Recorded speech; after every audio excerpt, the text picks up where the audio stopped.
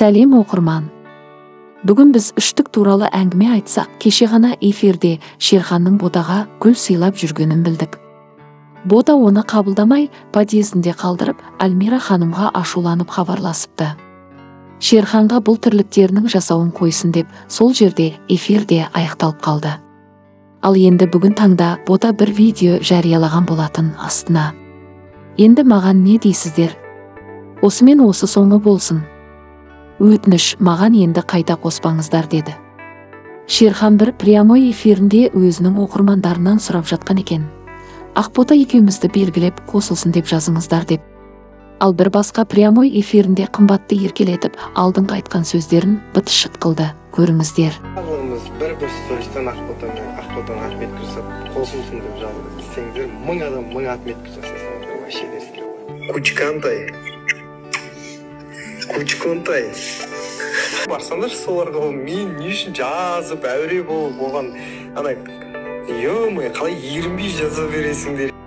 Ал енді бүгінге келсек, Қымбат пен Шерханның кездесуі таңда медеуде өткізді. Қымбат ұйықтамай келсе, Шерханда әрең тұрғыздым деп қояды. Жақсы кездесуі болғаны көрініп тұр.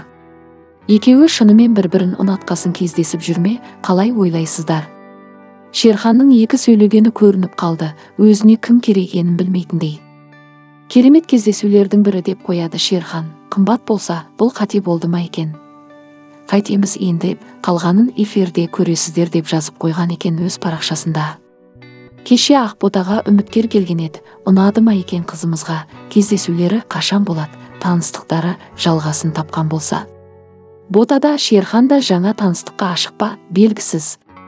Ертең эфирде білетін боламыз. Және де Бота мен Заринаның кеше эфирдегі ұрыстары Инстаграм желісінде жалғасты. Зарина болса былай жазыпты. Бір қателігін кешірмейтін сендер кімсіңдер, пенде болғасын қателесет деп. Жазбай қоюларыңызды сұраймын. Бұл әрекетін қаншақтасақ та дұрыс емес.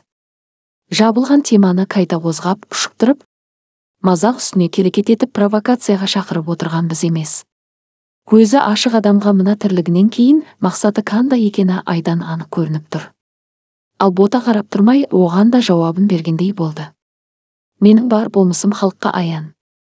Үндемегеннен, сырты жылтырағаннан қашыңыздар.